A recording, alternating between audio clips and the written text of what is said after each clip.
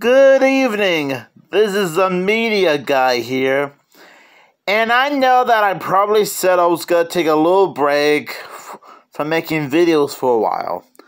Sorry about that. But I promise, after this review, I promise to take a little break. So today, as you saw by the title and thumbnail of this video, I'm going to be sharing my thoughts on Captain Caveman and the Teen Angels. Since I already watched the first disc of this a few minutes ago, and I might watch the second disc sometime around later this week, depending on what I'm doing. Now, I assume that you guys might have heard about Captain Caveman and the Teen Angels. But just in case you haven't, have no fear, because there's always a description on the back of the DVD. As originally announced by Gary Owen's stupendous stern narration tomes, set free by the Teen Angels from his prehistoric block of glacier ice, comes the world's first superhero, Captain Caveman!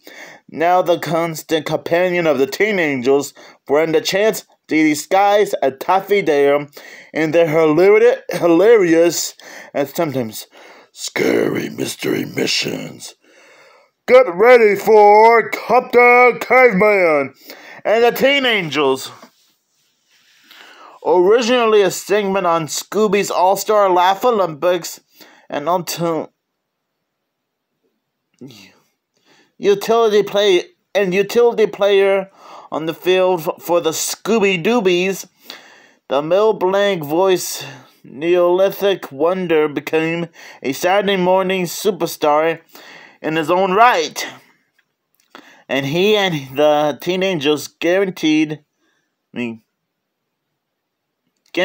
to headliner status on their own show. This 2-disc, 40-episode collection contains every mystery solved by the Teen Angels and the Captain. So beware, villains and miscreants. The trademark battle cry of Captain Caveman is heard across the land again. Oops. So yeah, not gonna lie, it's been a long time since I last watched Captain Caveman and the Teen Angels. And I think this was like a Christmas present a few years ago. So since I started to rewatch this show again, it's actually pretty enjoyable. If you think of Scooby-Doo, the Flintstones, Mighty Mightor, Moby Dick, and Frankenstein Jr. and the Impossibles, and Batman rolled into one show, and you get Captain Caveman. And I think for Captain Caveman, he was inspired by the Slag brothers from Wacky Races. Now, again, not gonna lie, it's quite a fun show to watch. And it's one of many Scooby-Doo clones that came out during the 70s. Heck, I think I remember I made a video about the different Scooby-Doo clones a few months ago. As well as coming up with a Scooby-Doo fan concept movie idea called Scooby-Doo Mystery Solvers Unite. So you got Taffy Dare, the leader, Brenda Chance, the scaredy one in the group, Dee Skies, the brains of the group, and Captain Caveman himself, the leader of the mascot, the mascot and all-around prehistoric superhero.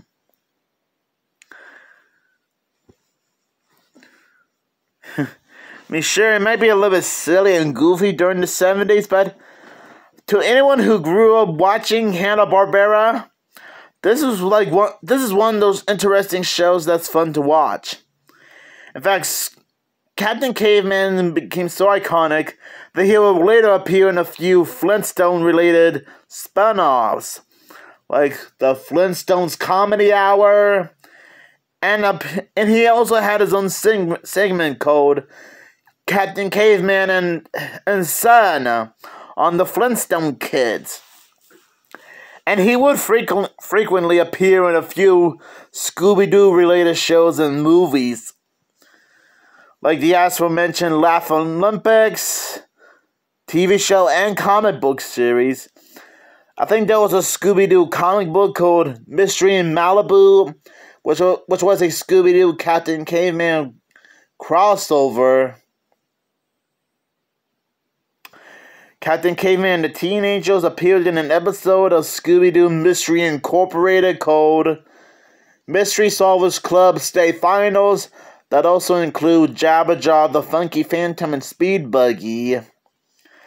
Both Captain Caveman and Dee Dee Skies appeared in the movie Scoob, which I still defend.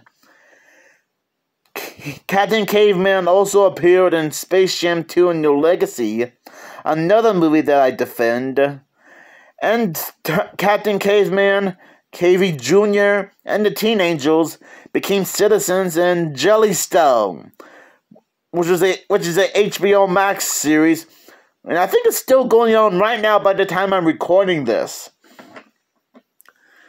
So I guess oh yeah, I almost forgot. Captain Caveman and KV Jr.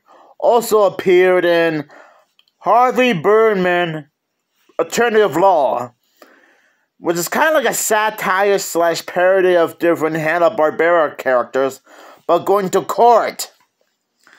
So I guess Captain Caveman and the Teen Angels had a bit of an interesting legacy during his lifetime. Kind of like with Dino Mud Dog Wonder, for example. And if Captain Caveman's voice sounds familiar, it's because he's voiced by the late Mel Blanc, who you might know him better as the voice of other Hanna-Barbera characters, like Dino and Barney Rubble from the Flintstones, Yak Yak, the Bully Brothers, and Chugaboom from The Perils of Penelope Pitstop, and Speed Buggy from the show with the same name. But he's also known as the voice of many Looney Tunes characters from the original cartoons. In fact, I think he gets the nickname the Man with 1,000 Voices. Which is funny because I remember that there was an episode of Scooby-Doo and Guess Who called A Haunt of 1,000 Voices, featuring Frank Welker, Greg Griffin, Matthew Lillard, and Kate Micucci. And the title of that episode was meant to be like a little reference to Mel Blanc's history as the Man with 1,000 Voices. I'm not sure if many people has caught on to that, but I decided to just bring that up. So yeah, Captain Caveman and the Teen Angels is a fun show to watch. And if you guys are not like fans of the show, then that's okay. I can understand that maybe not every Hanna-Barbera show can be anyone's favorite. And I understand that.